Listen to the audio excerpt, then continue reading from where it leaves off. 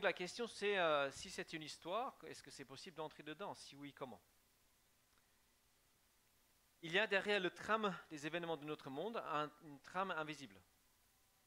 Trame tissée par Dieu. Et Dieu nous invite à entrer dans cette histoire. Excusez-moi. Alors, comment entrer dedans? C'est un peu différent pour chacun. On a entendu différentes manières. Pour moi, je crois que j'ai commencé à entrer dedans à partir... Alors, ça ne marche plus.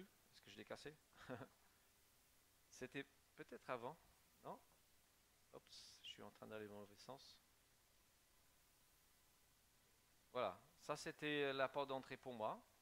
Il s'agissait de 3 livres que j'ai lus, 2 qui sont traduits en français, écrits par des athées qui voulaient prouver que l'histoire de la résurrection est une légende et qui ont fini par démontrer que ça ne pouvait qu'être vrai.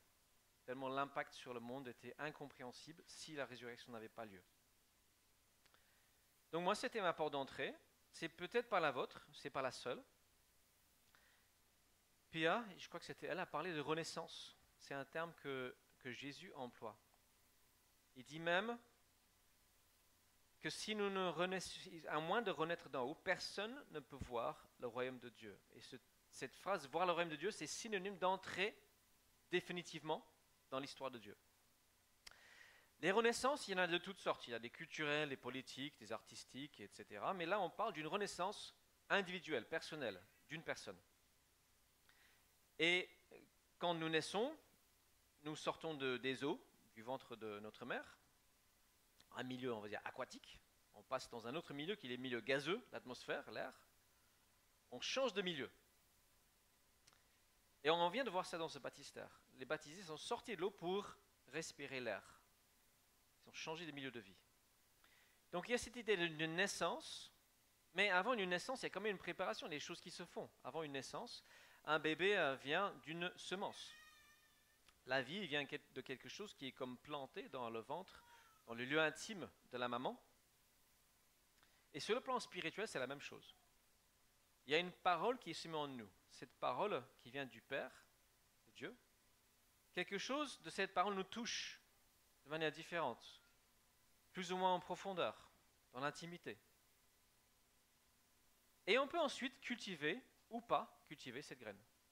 C'est notre choix. Nous pouvons aussi la négliger, la laisser mourir. J'ai l'exemple, il y avait un jeune qui était parmi nous pendant 1 ou 2 ans. Il est parti au Japon. Il était d'une famille, alors lui était athée. Et puis un jour, il a fait un rêve assez extraordinaire où Jésus s'est présenté à lui, lui qui n'était pas croyant, et je ne sais plus le contenu du rêve, mais en gros c'était un appel à le suivre, à mettre sa confiance en lui et le suivre. Donc il a commencé à cheminer vers la foi, et puis il a été baptisé, pas avec nous, mais avec d'autres personnes. Et puis après quelques temps, je ne sais plus combien de temps, de cheminement vers cette foi et cet engagement, il discutait avec son meilleur ami, qui lui aussi était athée, et ils se sont rendus compte qu'ils ont fait exactement le même rêve au même moment. Sauf que son ami, ah oh non, tout ça c'est des bêtises, je ne veux pas m'en occuper, n'a pas du tout laissé cette semence entrer, prendre forme, germer en lui. Donc nous avons le choix.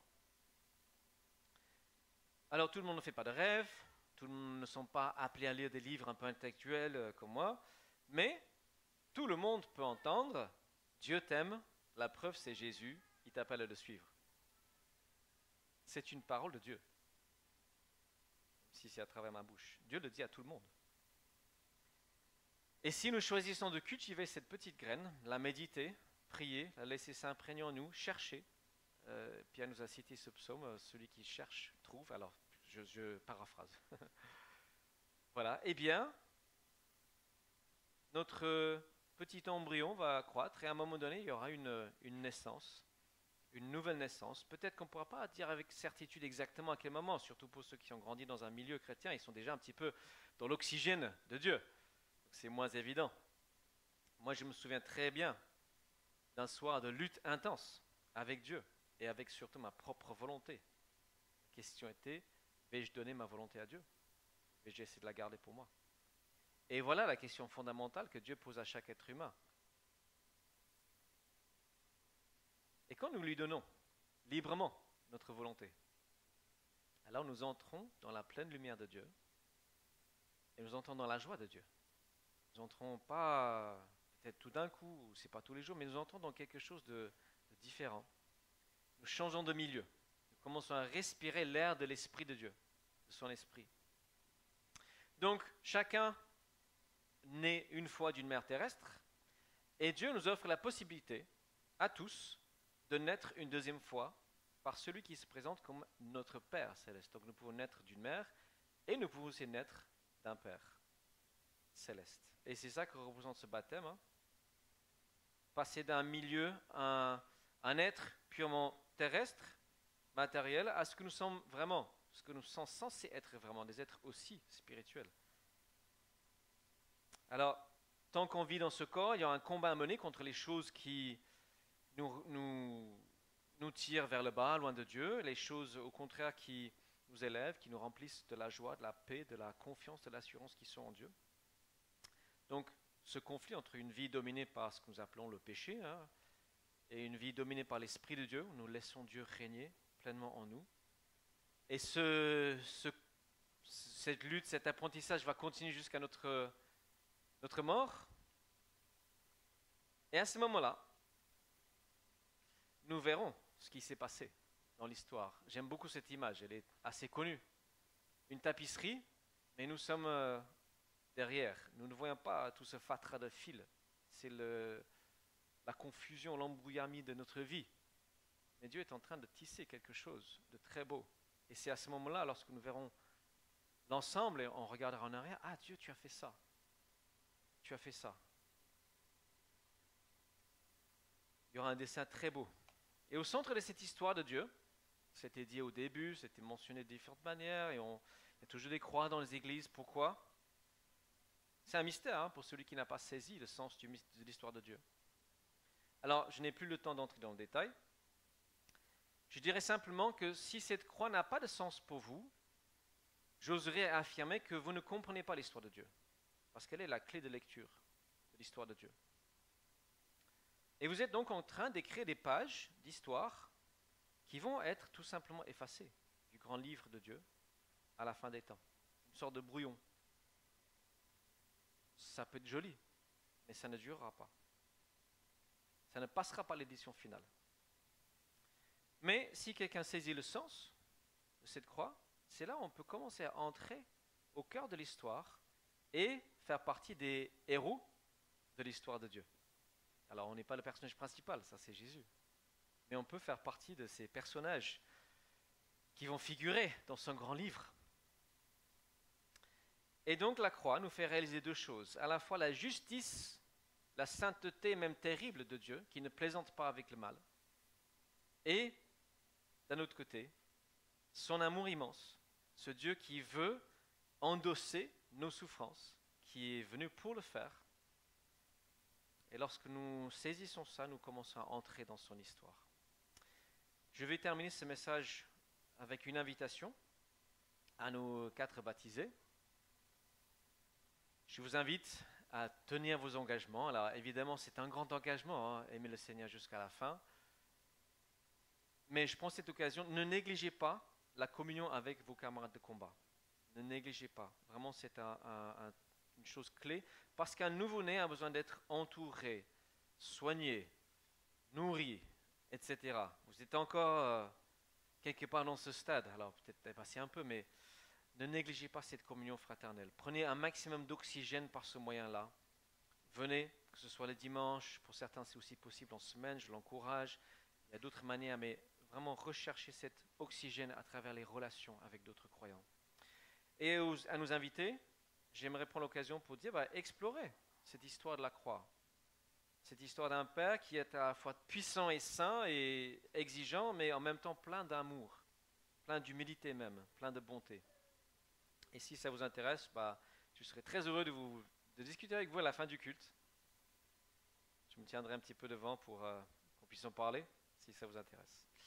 Et maintenant, nous allons passer à un deuxième temps. Donc si je peux inviter le groupe de louanges à revenir. Dans quelques instants, nous allons chanter 2 chants qui ont été choisis par les baptisés. Voilà. Et on va vivre faire ces chants autour de cet autre temps fort que Jésus nous a laissé. l'autre symbole visible d'une réalité invisible, qui est ce qu'on appelle la Sainte Seine, ou le repas du Seigneur, ou la communion. Ça porte différents noms. Donc, pour nous baptiser, normalement, alors ça dépend, mais normalement, ce sera l'occasion de prendre la Sainte Seine pour la première fois. Alors, ça a été évoqué aussi dans l'Église catholique, il y a souvent un gros décalage entre le baptême et puis la première communion. Alors, pour nous, il n'y a pas cette séparation. Par le baptême, c'est là où nous entrons pleinement en communion, en union commune avec Jésus. On est pleinement intégré à la famille de Jésus à ce moment-là, en partageant un repas, en mangeant. Donc, ce qui signifie naturellement que si ce n'est pas votre cas, si vous n'avez pas été baptisé, si ce n'est pas quelque chose de réel pour vous, merci de vous abstenir, ce sera tout à votre honneur. Donc il n'y a pas de contrôle, on ne vérifie pas les certificats, etc. Mais c'est, voilà, on laisse à votre conscience, puisque dans la logique biblique des choses, le baptême précède cet engagement d'une conscience purifiée précède la scène. Donc nous avons ici simplement du pain et du vin, enfin du jus de raisin, ordinaire, qui nous rappelle